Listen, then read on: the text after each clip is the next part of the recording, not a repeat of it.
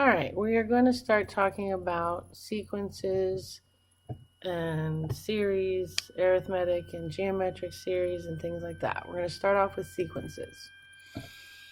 Okay, probably one of the most famous sequences is called the Fibonacci sequence.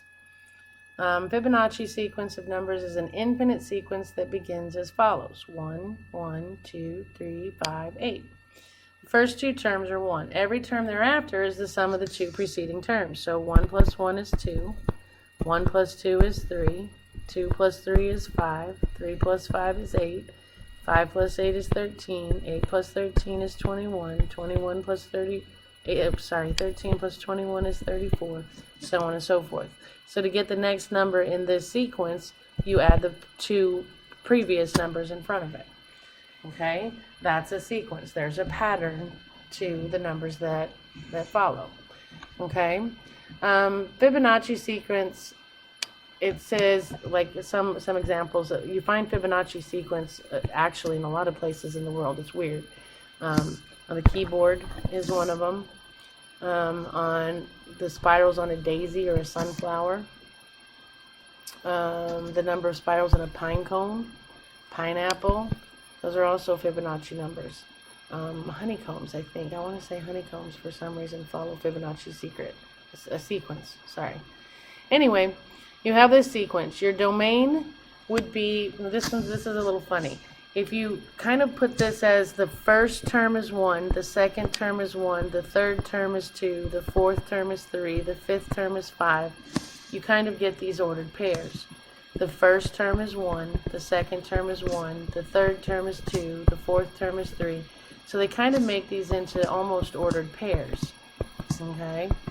And so what you would say is the domain is the position, the term that you're looking for, and then the range is actually the value of the sequence. Okay?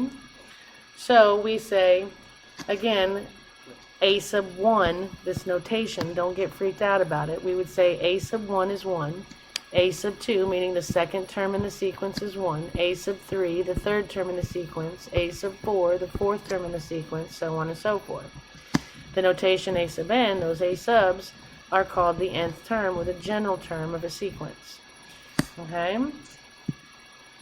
Alright, so definition of a sequence. An infinite sequence, a sub n, is a function whose domain is a set of positive integers. The function values, or the terms of the sequence, are represented by a sub 1, a sub 2, ...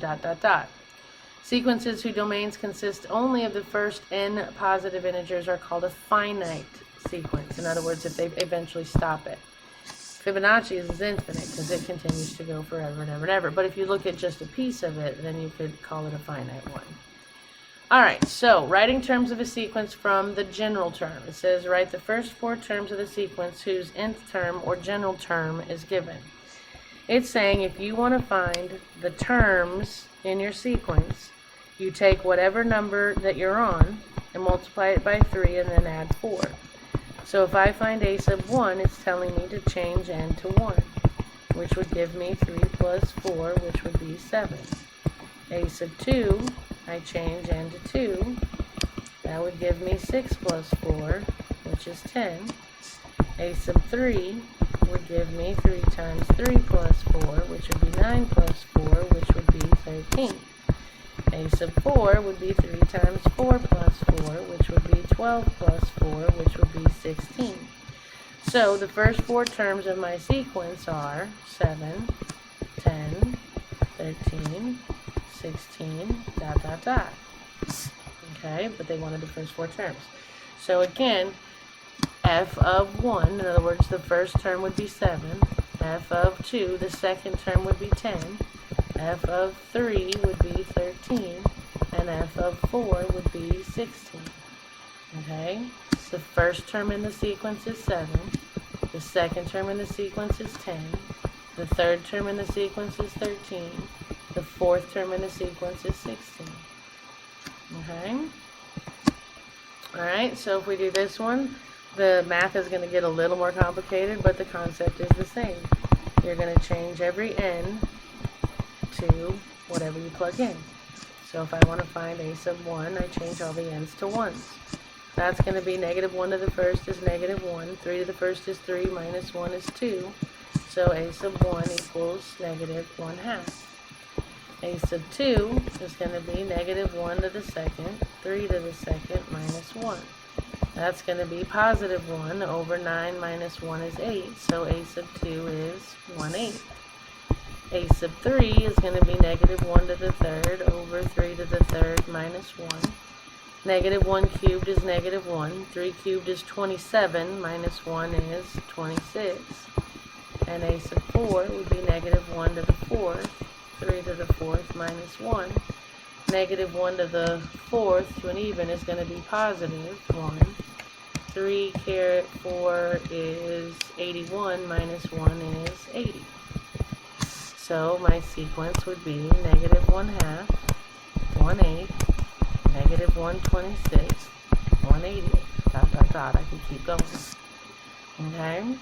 Again, f of 1 would be negative 1/2, f of 2 would be 1/8, f of 3 would be negative 1/26, f of 4 would be 1/80, which gives me 1, negative 1/2, if I wrote ordered pairs.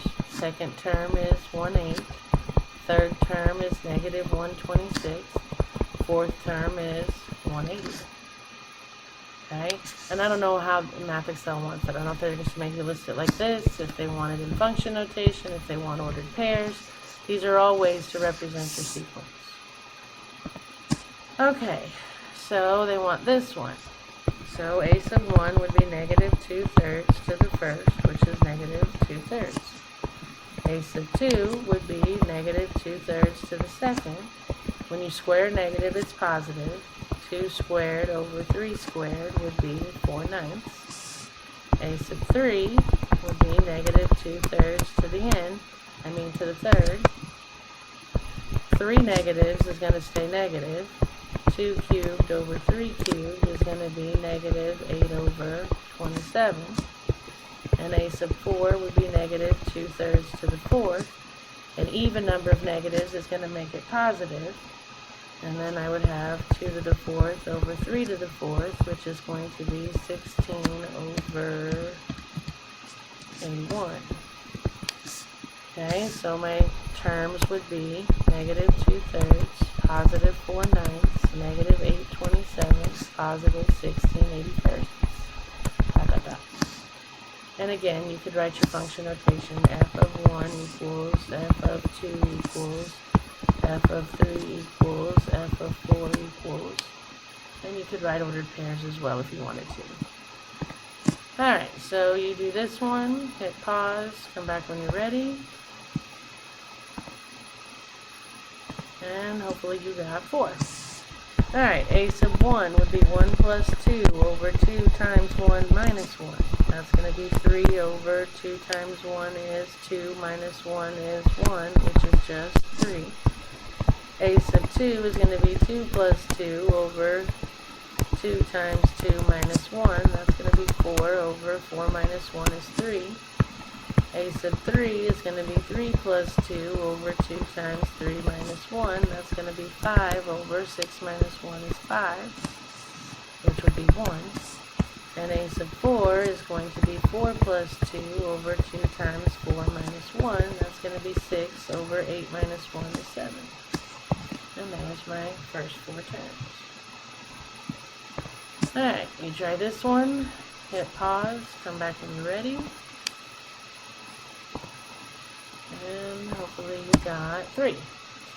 Alright, so if I find a sub 1, it's going to be negative 1/3 to the first, which is negative 1/3. A sub 2 is going to be negative 1/3 to the second. That's going to be 2 negatives make a positive. 1 squared is 1, 3 squared is 9. A sub 3 is going to be negative 1/3 cubed. 3 negatives is going to be negative. 1 cubed is 1. 3 cubed is 27. And a sub 4 is going to be negative 1/3 to the fourth. 4 negatives is going to be positive. 1 to the fourth is 1. 3 to the fourth is 81. Okay? Alright, so then they're going to give us some harder formulas. And it says, a deposit of $7,000 is made in an account that earns 9% interest compounded quarterly. The balance in the account after n quarters is given by this sequence. A sub n equals 7,000 times 1. You recognize this formula, apron naught? Or apron? No, apron naught, because it's compounded quarterly. Anyway, for n equal 1, 2, 3, dot, dot, dot. It says find the balance in the account after 36 quarters. So they're telling me to make n 36, because n represents the number of quarters. So I have a sub 36. I'm finding the 36th term in this sequence. Okay, if you plugged in 1, you'll know what you have after a quarter. If you plug in 2, that would be after 2 quarters. 3 would be after 3 quarters. I want to know after 36 quarters, what's my balance? So I change n to 36. So I have 7,000, 1 plus 0.09 divided by 4 to the 36. If I type that in, you're going to type 7,000, parentheses, 1 plus 0.09 divided by 4, close the parentheses, caret 36, and hit enter, and you get 15594.71494. If I round it to money, that's $15,594.71. After 36 quarters, I will have that much money, okay, from the 7,000 that I started with. So more than doubled in 36 quarters, which is 9 years. Okay, you try this one, hit pause, come back when you're ready, and hopefully you got 12,228.62. Okay, now this one's a little tricky. They give you the formula. You're depositing 6,000 at 9% interest, compounded quarterly. The balance in the account after n quarters. 8 years, guys. That's not in quarters. If you cut that into quarters, 8 years times 4 quarters would be 32 quarters. So they're actually telling me to make n 32.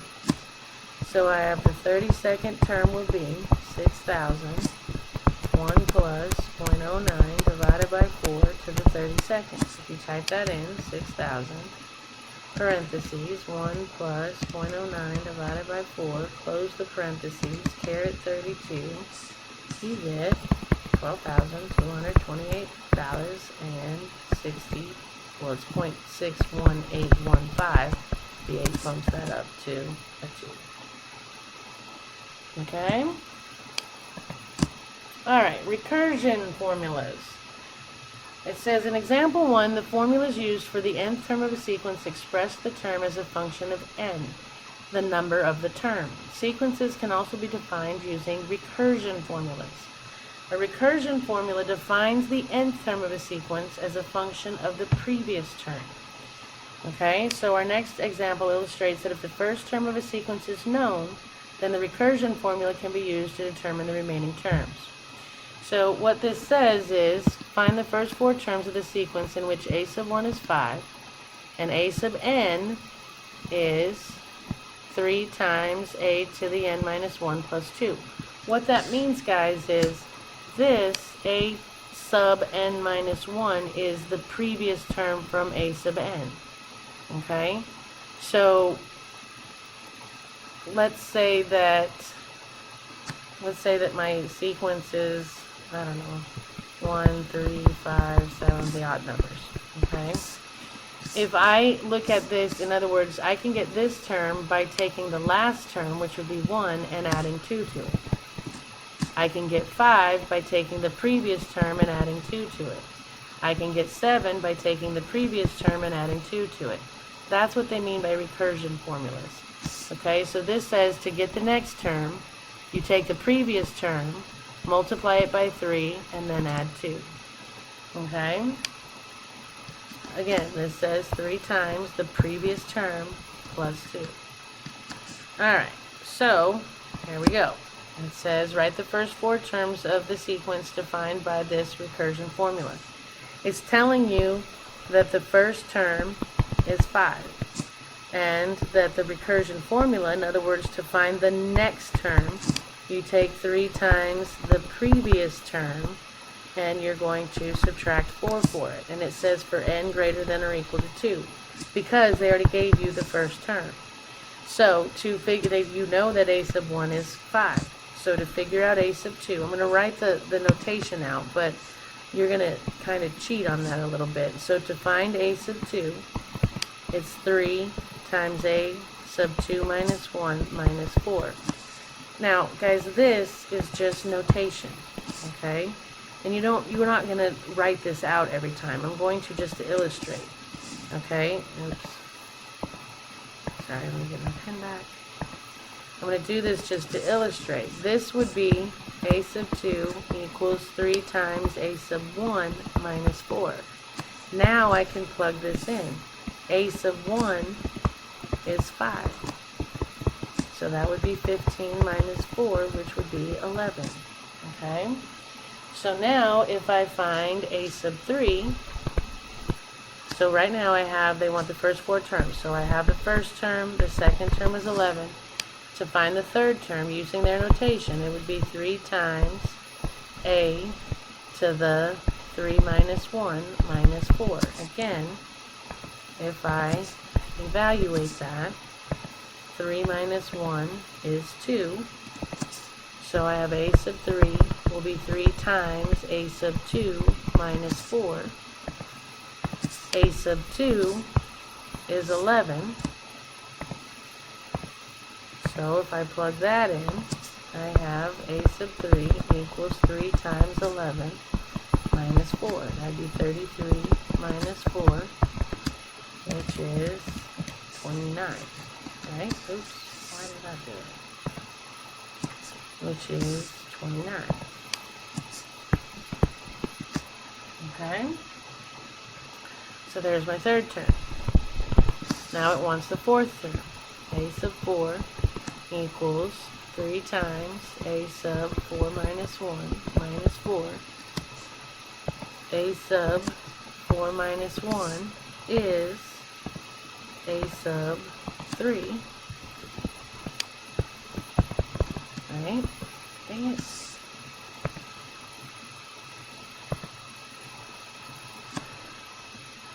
Sorry. Oh, this is doing that. And there it goes again.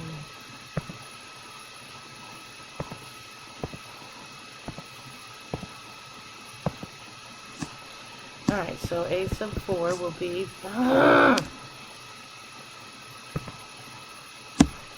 will be 3 times a sub 3.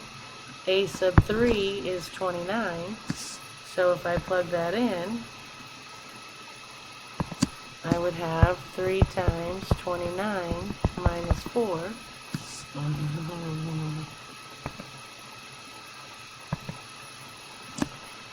don't know why this thing does this every once in a while. So I would have 3 times 29 is 87 minus 4 is 83. So the fourth term in my sequence, I have 5, 11, 29, and 83. Alright, you try this one, hit pause, come back when you're ready.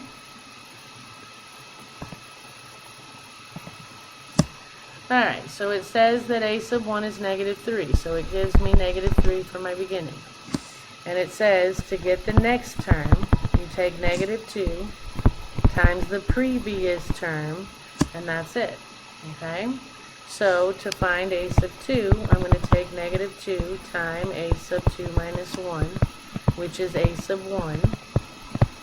And a sub 1 is negative 3. So if I plug in negative 3, I have negative 2 times negative 3 is positive 6. So a sub 2 is positive 6. So now when I go to find a sub 3, it's going to be negative 2 times a sub 3 minus 1. That is a sub 2. So I have, darn it.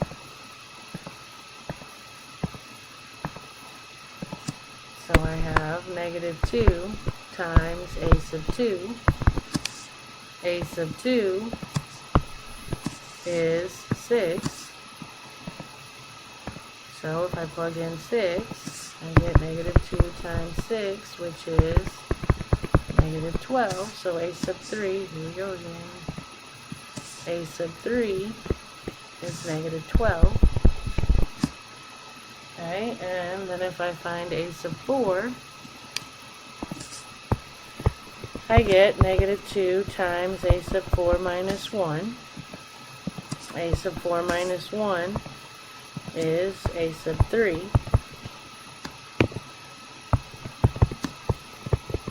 And a sub 3 is negative 12.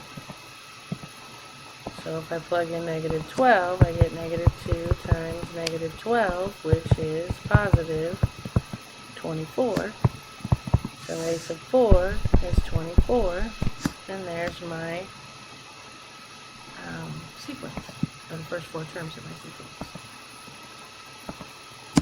Okay?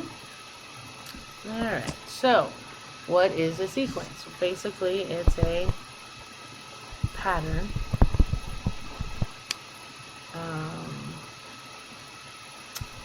of a set of numbers. We should probably use the better understanding. Okay? And find the fruit. And what we did was find the first few terms of a sequence given that recursive formula. Alright, so now summation notation. Summation notation means you're going to, and that's this symbol sigma. It's a Greek symbol sigma, and it means add, basically. So it says the sum of the first n terms of a sequence is represented by the summation notation. This says the summation from I equal 1 to n, and then they give you the sequence. I is the index of the summation, n is the upper limit of the summation, and 1 is the lower limit of the summation. When we write out a sum that is given in summation notation, we're expanding the summation notation. Okay, so this says they want us to add the numbers up from 4 to 7. So the first thing they did was they changed k to 4. And then they changed it to 5. And then they changed it to 6. And then they changed it to 7. So they took this math formula and they plugged in 4, then 5, then 6, then 7. And they get the answers. And they add them all up. And that's the sum. Okay? So here we go. A says, find the sum from 1 to 6 of I squared plus 1. And don't confuse this I as in our I as an imaginary number. So it would be the same thing as X. I really don't like that they use I. It's not an imaginary, it doesn't represent imaginary numbers. Okay? So the first thing we have to do is plug in 1. So I'm going to have 1 squared plus 1. Plus, then I have to plug in 2. 2 squared plus 1. Plug in 3 squared plus 1, 4 squared plus 1, 5 squared plus 1, and 6 squared plus 1, from 1 to 6. I plugged in 1, I plugged in 2, I plugged in 3, plugged in 4, plugged in 5, plugged in 6, and then I'm going to add them all up. This would be 1 plus 1, which would be 2. This would be 4 plus 1, which would be 5. This would be 9 plus 1, which would be 10. This would be 16 plus 1, which is 17. This would be 25 plus 1, which is 26. And this would be 36 plus 1, which is 37. So if I add all those up, I get 2 plus 5 plus 10 plus 17 plus 26 plus 37. And I get 97. Would be my sum. Okay, for B, again, they want me to go from 1 to 6, and this time the formula says 2 times what you plug in squared. So 2 times 1 squared, plus 2 times 2 squared, plus 2 times 3 squared, plus 2 times 4 squared, plus 2 times 5 squared, plus 2 times 6 squared, as I plugged in 1 to 6. That would be 1 times 2 is 2. That would be 4 times 2 is 8. That would be 9 times 2 is 18. That would be 16 times 2 is 32. That would be 25 times 2 is 50. That would be 36 times 2 is 72.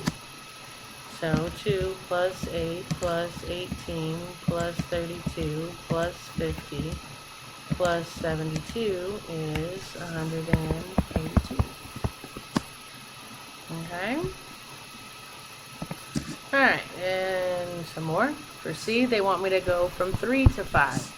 So I'm going to have 2 to the third minus 3 plus 2 to the fourth minus 3 plus 2 to the fifth minus 3. And that's all they want me to add. Just plug in 3, 4, and 5 and add them up. Well, this would be 8 minus 3 is 5. This would be 16 minus 3 is 13. 2 caret 5 is 32. Minus 3 would be 29. And if I add all those up, I get 47. Okay, to do this one from 1 to 5. Well, there's no I to plug it into. So it doesn't matter. When I is 1, you get 4. When I is 2, you get 4. When I is 3, you get 4. When I is 4, you get 4. When I is 5, you get 4. So if I add all those up, 4 plus 4 is 8, plus 4 is 12, plus 4 is 16, plus 4 is 20. Alright, you do this one, hit pause, come back when you're ready, and hopefully you got 42. Alright, they want me to add up from 3 to 6, so I'm going to have 3 times 3 minus 3, plus 3 times 4 minus 3, plus 3 times 5 minus 3, plus 3 times 6 minus 3. That'd be 9 minus 3 is 6, 12 minus 3 is 9, 15 minus 3 is 12, 18 minus 3 is 15.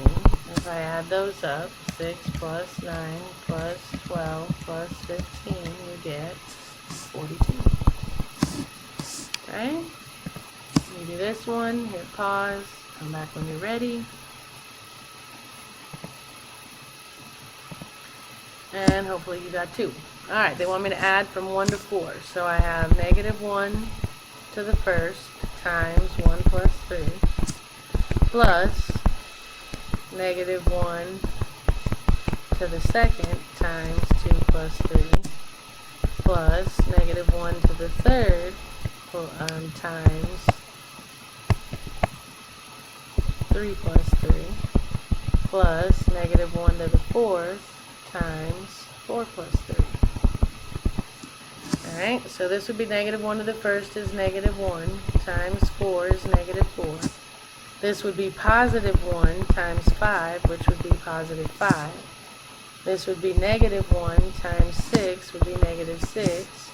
This would be positive 1 times 7, which would be 7. So if I do negative 4 plus 5 minus 6 plus 7, I get 2. Yeah? Alright, and they want you to do this one. Hit pause. Come back when you're ready. 16. They want me to go from 5 to 8. Well, when I is 5, you get 4. When I is 6, you get 4. When I is 7, you get 4. When I is 8, you get 4. And that adds up to 16. Alright. So, we already talked about that. Alright. Oh no, we should be on this one. How do you find the sum of a sequence? Well, you plug in your I values to function and add them up. Alright, so we're at homework, which means we're done. So happy homeworking, and I will see you next time.